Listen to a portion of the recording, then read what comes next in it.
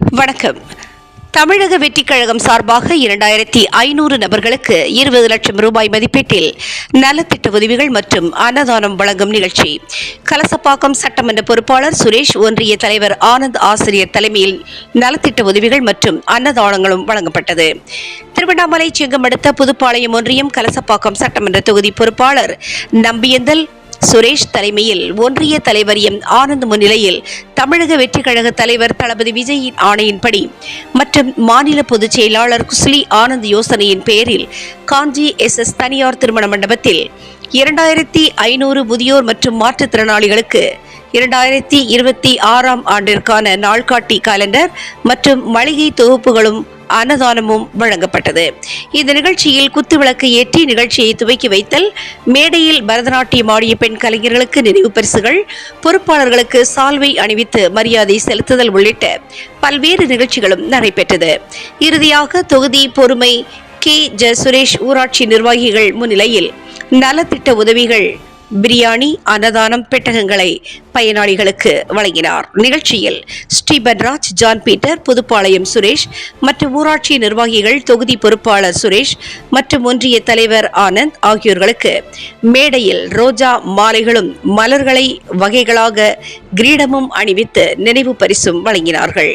பின்னர் பங்கேற்ற நிர்வாகிகளுக்கு தொகுதி பொறுப்பாளர் K. சுரேஷ் மற்றும் ஒன்றிய தலைவர் எம் ஆனந்த் சால்வை அணிவித்து கௌரவித்தார்கள். இதுவரையில் நிஜங்களை போன்ற ஏழைகளுக்கு இது போன்ற அன்னதானமும் நலத்திட்டங்களும் யாருக்கும் வழங்கவில்லை. ஆனால் தமிழக வெற்றிக் கழகத்தின் தலைவர் விஜய் அவர்கள் தலைமையில் கொடுக்கின்ற நலத்திட்ட உதவிகளுக்கு நாங்கள் விஜய் அவர்களுக்கு நன்றியை தெரிவித்துக் கொள்கிறோம் என நலத்திட்ட உதவிகளை வாங்கி சென்ற பொதுமக்கள் தெரிவித்தார்கள்.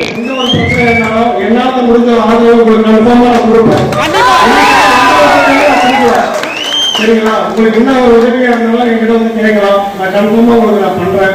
24ல தளபதி கோசமா நீங்க வாக்களிக்கணும். அவரை எப்படியாவது ஒரு முதலமைச்சராக அவரை அருமையை உட்கார வைக்கணும்.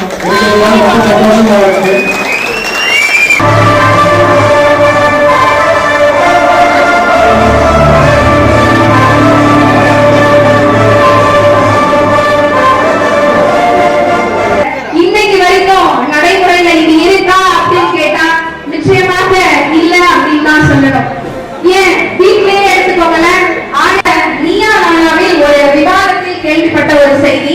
சுரேஷ் என்ற மாணவன் விவாதத்திலே தன்னுடைய தாய் மொழி பெற்றோர்களுக்கு படிப்பின் உதவியை இனி அவரே பார்த்துக் கொள்வார் என்ற உறுதியை கொடுத்து மேலும் 25,000 பணத்தினை கொடுத்து அந்த வீட்டிற்கு ஒரு மாத மளிகை பொருட்களையும் கொடுத்து இனி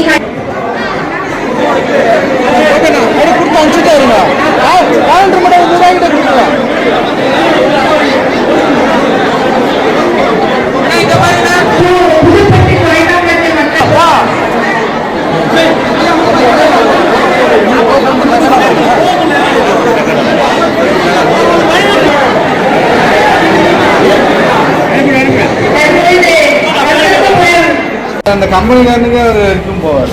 அது